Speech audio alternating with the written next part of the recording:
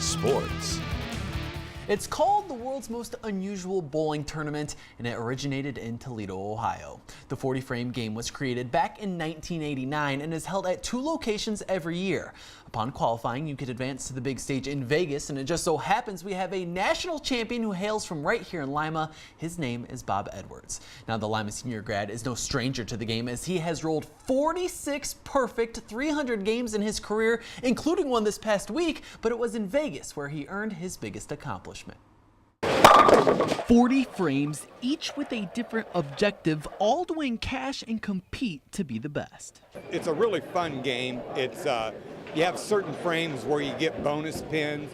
You have other frames where you lose pins if you don't strike. They have a few frames in there that if you get 9 pins, it counts as a strike. So it's a lot of fun. You really want to strike in the bonus frames, because that's where you really pick up your extra pins at. It's a 6-month tournament with over 7,000 people, and Bob Edwards finished first in the Toledo Regional, qualifying him for the national tournament in Las Vegas. I just thought, hey, this is great, you know, I'm leading in Toledo, you know, and then I find out, well, you can actually get to go to Nationals. They give you all expense paid trip to Las Vegas for Nationals too, so I was happy with that part. On the big stage, the Lima Senior grad was last after the first round, but bowled 17 strikes in a 20-frame stretch to lock up a national title. It's fun to compete, but you know, you're trying to win too. I mean, I'm pretty competitive anyway by nature, and I'm always trying to win anyhow.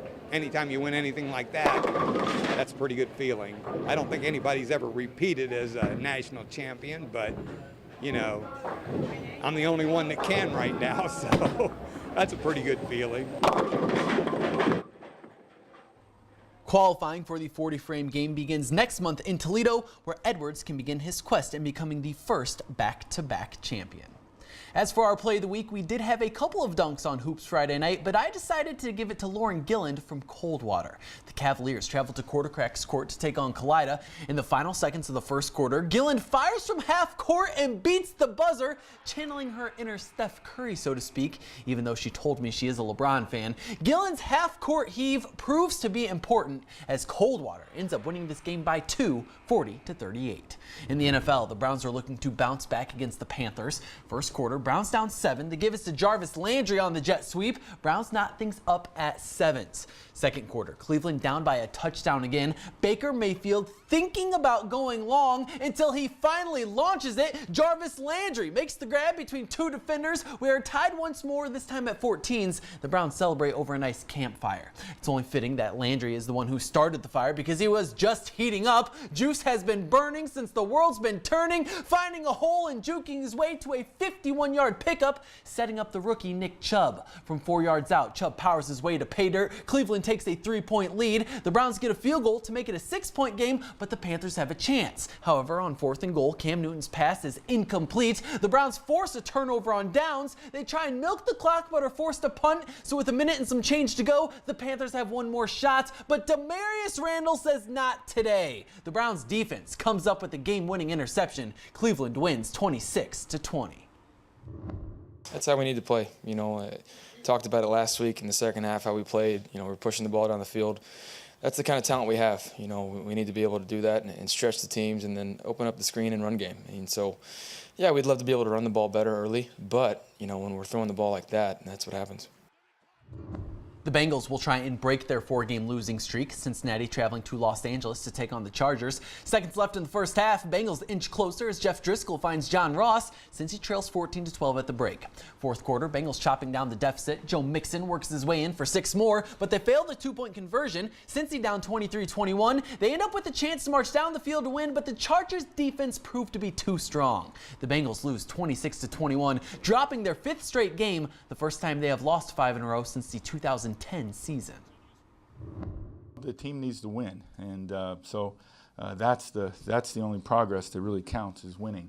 And you know, I got to keep putting them in position to win, and obviously when they're in that position, they got to make the plays to win the game, and keep, you know, grinding and finding a way to make plays to win the game. We got guys playing big time football, and we got to make sure we're doing it all the time. There's no moral victories in this league, but we just got to do everything we can, fight, scratch, and claw to get a win, and we got 3 more games to do that.